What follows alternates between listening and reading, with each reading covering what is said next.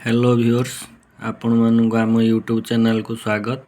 आसतु आज आम summative assessment 1 English class 6 question गुड़ा को आलोचना करिया। देख एक नंबर गोटे देइछि पैराग्राफ ताको पढ़ी की तार प्रश्न उत्तर लिखियो। ए जो what is the story about तार उत्तर लिखे जे ग्रीडी फैट ओल्ड मैन। तापर देख when did the old man get up at 6 am। तापर how much tea did the old man take 2 mugs of tea। तापर when did the old man take his breakfast at 8:30 am।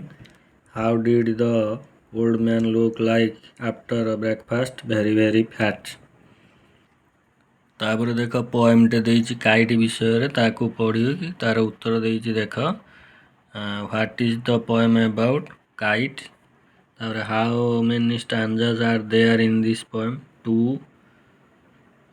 What is the activity of a kite on ground? String and paper.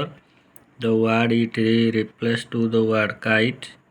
When does it the kite happy? On ground, in the air, in the air। ताको देखो उड़िया रे ना गुड़ाक लिखाई ताको देखी दियंतु को भली लिखाई देखी दियंतु भलकिना। सर्वेश्वर, विवेकानंद, जगन्नाथ, भुवनेश्वर, बालेश्वर। तापर देख स्वीट रो कंपैरेटिव डिग्री स्वीटर। तापर मिसिंग लेटर देला बिस्किट BISCUIT। तापर ऑड वन को सर्कल कराई देख चेयर। तापर क्लेवर लगे गुटे वाक्य अछि Gopal is a clever boy. तापर एटा असजड़ा अछि सजाड़ी लिखाई यूनिफॉर्म UNIFORM।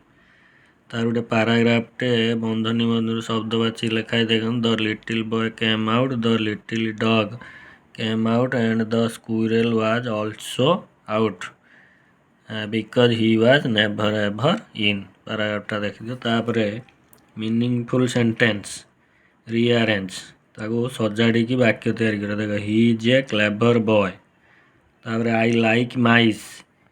तापरे the old man got up at 6 am। तापर he goes to school by bus. तापर देखो दे आर फार्मर्स। तापर देइछि the jackal was very clever गोटे क्वेश्चन देइछि। क्वेश्चन टा इज देखो who was very clever. Write the opposite of following words foolish, clever, like, dislike.